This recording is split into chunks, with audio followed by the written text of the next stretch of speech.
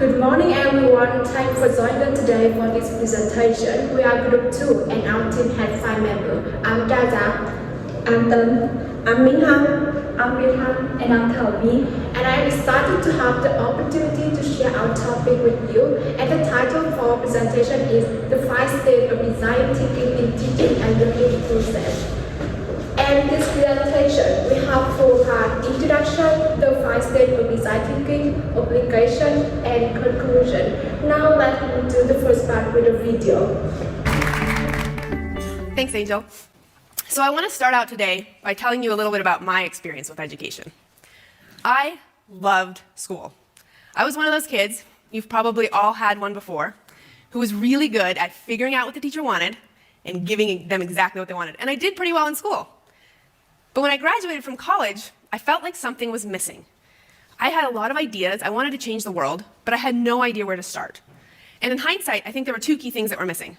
First, I just spent the last 16 years learning how to get the right answer, so the idea of trying something that might lead to a wrong answer petrified me. The second is that I didn't have a ton of experience with solving complex problems that had no one clear solution. So I was kind of at a loss for where to start. So fast forward 3 or 4 years, and I'm in grad school. Big surprise, I love school. I went back to school. About midway through grad school, I took a class in design thinking, and it changed my life. Well, as you can hear from the video, she has her own programs, and her own program is similar to mine. And I think it's a big issue for all students that graduate from high schools and universities. We have a lot of ideas, we want to train the world, but we don't know when we should start and how we can turn our idea into the real life situation. This is a transformation era of education in particular, and all areas in general, to meet the diverse needs of our learners and navigate the complexities of modern education system. Educators and learners are turning into innovative methods. And amongst this approach, design thinking has emerged as a powerful framework to solve the real-life problems and innovation. This is the reason why our group chose this topic for our presentation. According to a research of Harvard University, design thinking is a mindset approach to problem solving and innovation around human-centered design by guiding them through 5 steps of empathizing, defining, ideating, prototyping, and testing. Now let's get started from the first step by Việt Hằng. And hi class, my name is Việt Hằng, and now I will present the first stage of design thinking. It's amortized state. And during this stage, teachers set aside their biases and work to gain a deeper understanding of learners through the direct observation and engagement. So what is its role? Firstly, amortize enables teachers to design content and learning experiences that are relevant and meaningful to learners' lives. And secondly, empathizing with learners helps teachers identify barriers that impede learning. It allows them to recognize areas where learners may struggle. And thirdly, as you know, every learner has learning styles and preferences. And empathy enables teachers to recognize the variations and design instructional strategies that accommodate with diverse learning habits.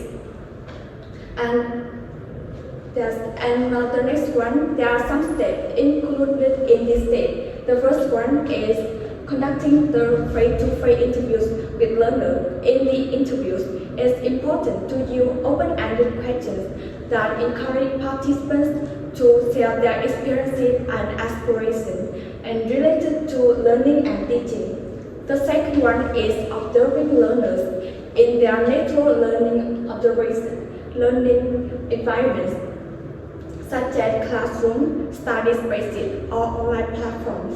And the last one is to communicate the empathetic understanding through the use of empathy maps, and which visually depict the learner personas and capturing the needs, thoughts, feelings, and pain points. And the next step will be presented by Thảo Vi. Hi guys, it's Thảo Vi again, and now I will show you guys the next state called define state. So, what is define and why do we need it in the stage of design thinking? To answer this question, the defined state is the second phase of design thinking process, where the problem statement is articulated in a learner-centered manner. The defined state in design thinking is crucial because it helps to synthesize all information gathered during the empathized state that Githan had mentioned before. And moreover, this state is essential as it allows educators to pinpoint the core challenge that they aim to address, and thereby removing any distraction and fostering a focused approach to teaching and learning. We have some steps to operate. Next slide, please.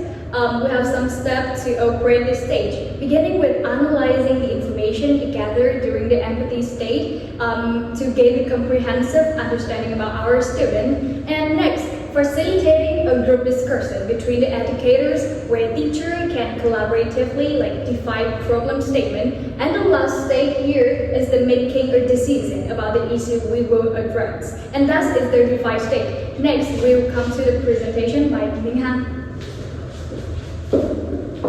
Hi everyone, I'm Minha and I would like to continue our presentation with the third stage, ideate.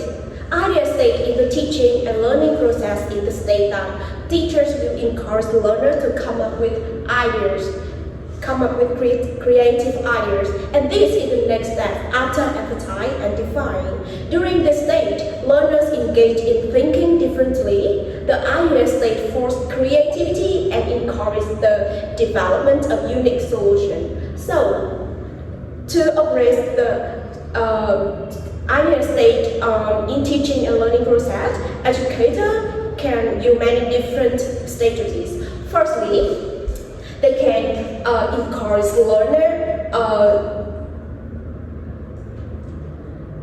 to brainstorm ideas individually or in groups by providing open-ended questions. So, additionally, is creating a safe and non-judgmental space. This where learners feel comfortable and to sharing ideas during the another season process. And finally, is collaboration among classmates. During teacher can spark a new insight and encourage the learner to build on each thinking, ultimately enhancing the iteration stage in the teaching and learning process. So we move to the next stage with the presentation of Tam. Hello everyone, my name is Tam, and now I will continue our presentation with the first stage of design thinking, is prototype. Prototype refers to a phase where educator and learner create a version or representation of a learning project or instructional approach.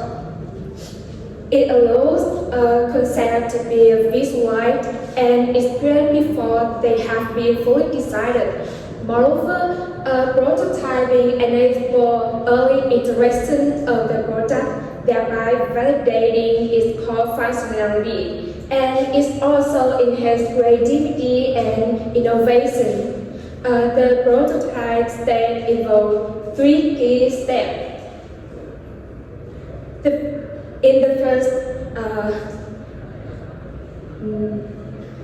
In the first step, educator and learner establish a clear understanding of the desired outcome or vision for the learner experience. They identify the specific goals, objectives, and challenges that the prototype aims to address. In the next step, the focus shifts to determining the essential features and functionalities that the prototype needs. And the last step involves creating a representation of the envisioned learning solution. They can use various tools and techniques to generate a low fidelity prototype that captures the core elements and interaction of the intended solution. I will move to the last step, test. The test stage is the final phase in the design thinking process where prototypes or solutions are evaluated and refined based on feedback and data. It involves assessing usability, and identifying areas for improvement. There are 3 steps involved in conducting the test phase. The first step is defining evaluation criteria before conducting tests, and the second step is collecting feedback through methods such as interview or survey, and the last step is identifying common issues and areas of improvement.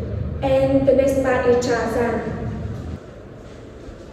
Hello everyone, my name is Zanti Raza and I will continue our presentation with my part, that is an example. So you can see slide the example I will offer here. So using the 5 steps of designing thinking in a classroom setting to address the challenges of improving student engagement during group discussion. So the first step is empathize. So teachers start by empathizing with the student to understand their challenges related to group discussion, and they engage in open conversation with students to gather insight into their experience. And the second one is define. Based on the empathy state, teacher define the specific problem. For example, the problem statement could be how might we can enhance student engagement and participation in group discussion in the classroom.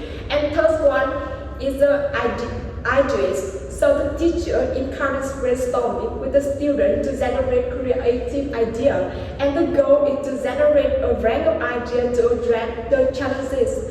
And the next step is a prototype. The teacher select one or more promising idea from the ideation stage and create a prototype.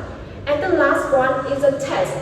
So this may involve assessing the student engagement level through survey or interview and collecting data on the quality of group discussion. And based on the test result and the feedback, the teacher can refine the strategy and continue to implement and test until an effective solution is found. And the next person is Mingha.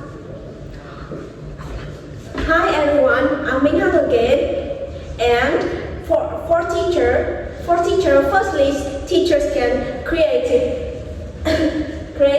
visual presentation to have students express their idea, and these things serve as visual tools that support the empathize state by providing platform to express their thoughts. Secondly is taking students on field trips. Students can to museum or innovative spaces to enhance, define, and idea state. And this trip exposes students to various ideas. Thirdly, students providing feedback on student design the product. This feedback helps students refine their prototypes, make informed adjustment. And what about student? For student, they can engage in storytelling activities where they can create narrative from different individuals. This allows them to understand their feeling. And secondly, students participate in design thinking workshop facilitated by teacher. And this workshop provide guidance for define and an idea stage of design process.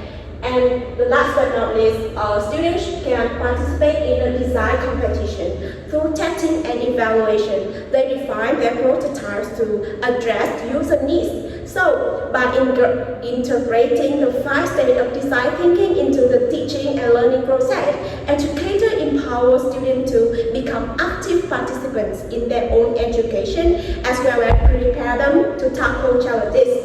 And this is the end of our Group 2 presentation. Thanks for listening. Goodbye.